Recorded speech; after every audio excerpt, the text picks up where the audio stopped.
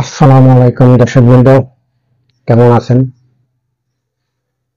বিশ্ব হয়তো খুব তাড়াতাড়ি আরেকটা যুদ্ধ দেখতে পারে।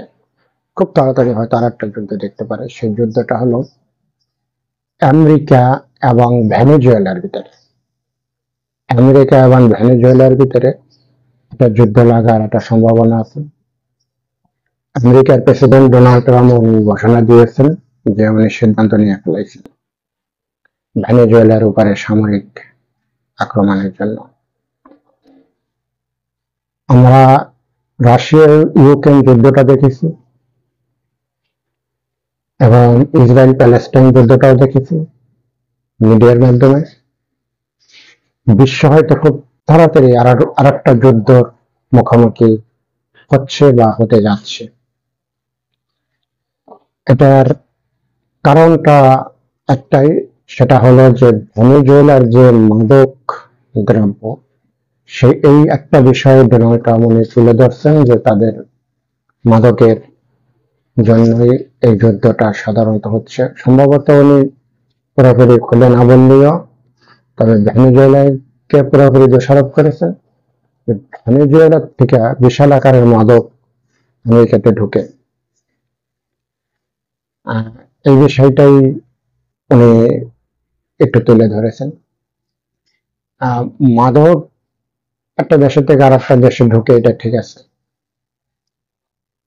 তো মাদকের জন্য একটা দেশের উপরে আর একটা দেশের সামরিক হামলা খুব তাড়াতাড়ি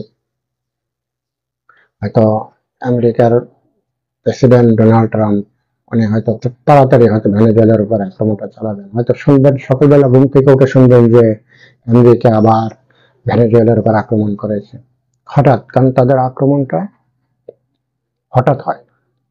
হঠাৎ তারা হয়তো ঘোষণা দিবে না যে আমরা এই তারিখে আমরা আক্রমণটা চালাবো।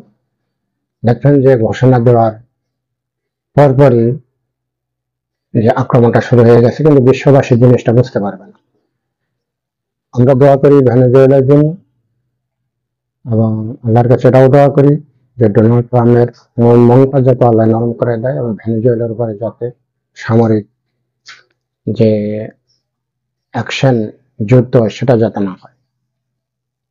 এবং ভেনেজুয়েলার জনগণের জন্য দোয়া করি এবং ডোনাল্ড ট্রাম্পের জন্য দোয়া করি এই জন্য যে আল্লাহ যেন ওনার মনটাকে নরম করে দেয়, এই যুদ্ধটা যাতে উনি শুরু না করে। কারণ আমরা দূর থেকে এই দোয়া করা ছাড়া তার কিছু করতে পারবো না। তো দর্শক বৃন্দ, বিশ্ব হয়তো আর একটা যুদ্ধের মুখোমুখি খুব কাছাকাছি, হয়তো সেটা খুব তাড়াতাড়ি মানে এই যুদ্ধটা হয়তো লেগে যেতে পারে বা শুরু করতে পারে ডোনাল্ড ট্রাম্প। তা এই খবরটা সিএনএন থেকে আমি একটু পেয়েছি, তাই আমি এই খবরটা আপনাদেরকে আমি রহমান রিপোর্ট বিডি চ্যানেলে তুলে ধরলাম। ধন্যবাদ সবাইকে।